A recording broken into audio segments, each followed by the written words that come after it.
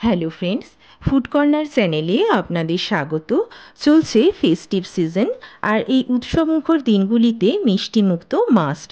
আর তাও যদি হয় বাড়ির বানানো মিষ্টি, তাহলে তো আর কোনো কথাই নয়। তাই চলে এসেছি গুলাব জামুনের একটা রেসিপি নিয়ে। আজ আমি আপনাদের মিল্ক পাউডার দিয়ে গুলাব জামুন বানিয়ে দেখাবো। কোনো খোয়া ছাড়াই খুবই সহজে আপনারা যা বানিয়ে ফেলতে পারবেন, আর সময়ও কিন্তু লাগে খুবই কম। একটা গুলাব জামুন আমি কেটে আপনাদের দেখিয়ে দিচ্ছি। দেখুন ভেতরটা কতটা সফট এবং স্পঞ্জি হয়েছে। খেয়ে কিন্তু আপনারা বুঝতেই পারবেন না যে এটা দোকানের তৈরি নাকি বাড়ির। ভিডিওটা শুরু থেকে শেষ পর্যন্ত দেখার জন্য অনুরোধ রইল। আর যারা যারা এখনও পর্যন্ত আমার চ্যানেলটিকে সাবস্ক্রাইব করেননি, প্লিজ প্লিজ আমার চ্যানেলটিকে সাবস্ক্রাইব করে নিন। তাহলে আসুন দেখে নেওয়া যাক আজকের এই রেসিপিটা আমি কিভাবে বানালাম। গুলাব জামুন বানানোর জন্য যে যে উপকরণগুলো আমি নিয়েছি সেগুলো হলো, এখানে একটা কড়াই নিয়ে নিয়েছি এবং তার মধ্যে নিয়ে নেব একটা মেজারমেন্ট কাপের 2 কাপ চিনি নিয়ে নেব, এবং ওই কাপেরই 2 কাপ জল নিয়ে নেব। যতটা চিনি নেব ঠিক সম পরিমাণে জল নিতে হবে। দিয়ে দেব 4টে ছোট এলাচ। এবারে চিনিটা একটু নাড়াচাড়া করে নেব। গ্যাসের ফ্লেমটা হাই করে দিতে হবে। দেখুন চিনিটা মেল্টেড হয়ে গিয়েছে। এর মধ্যে দিয়ে দেব 1 টেবিল স্পুন লেবুর রস। লেবুর রসটা দিলে চিনিটা কিন্তু আবার ক্রিস্টালাইজড হবে না। চিনির শিরাটা রেডি হয়ে গিয়েছে। কড়াইয়ের ঢাকনাটা চাপা দিয়ে দেব এবং গ্যাসটা বন্ধ করে সাইডে রেখে দেব। নিয়ে নেব একটা বোল, তার মধ্যে মেজারমেন্ট কাপে 1.5 কাপ মিল্ক পাউডার নিয়ে নেব। ওই কাপেরই হাফ কাপ নিয়ে নেব ময়দা, আর নেব 1 টেবিল স্পুন বেকিং পাউডার এবং 2 টেবিল স্পুন ঘি। সব কিছু উপকরণ খুব ভালোভাবে হাতের সাহায্যে মিশিয়ে নেব। এইভাবে খুব ভালোভাবে মিশিয়ে নিতে হবে।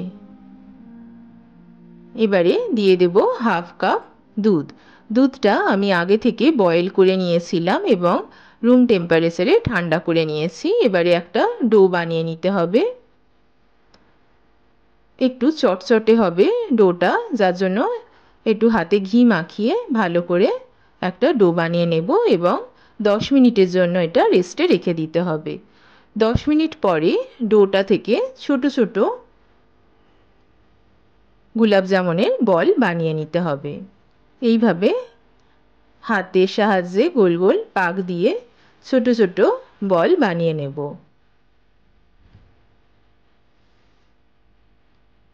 বাকি বলগুলো একই রকমভাবে বানিয়ে নেব।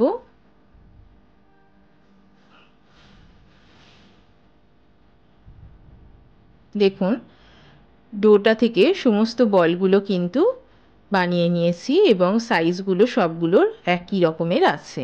এবারে এই বলগুলো ভেজে নিতে হবে।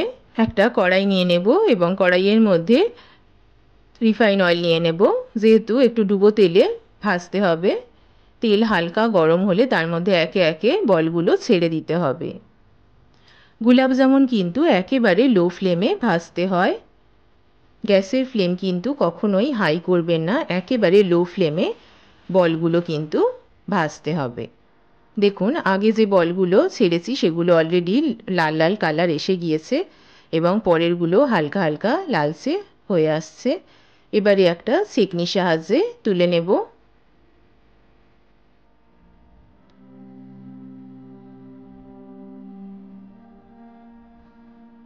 বাকি বলগুলো একই রকমভাবে ভেজে নিতে হবে।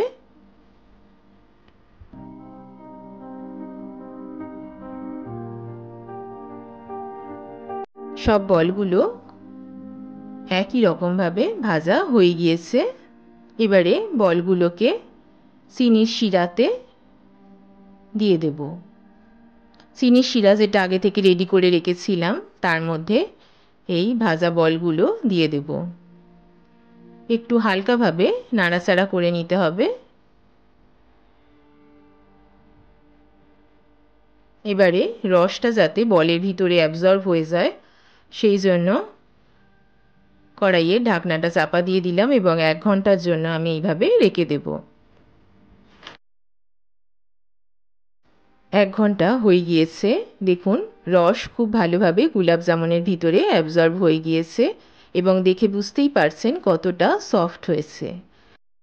রেডি হয়ে গেল আজকের আমার রেসিপি গোলাপ জামুন।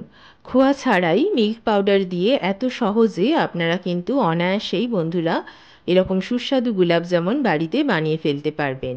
আর আজকের আমার রেসিপিটা ভালো লাগলে আপনারা কিন্তু অতি অবশ্যই বাড়িতে ট্রাই করবেন এবং কেমন লাগলো তা কিন্তু আমাকে জানাবেন।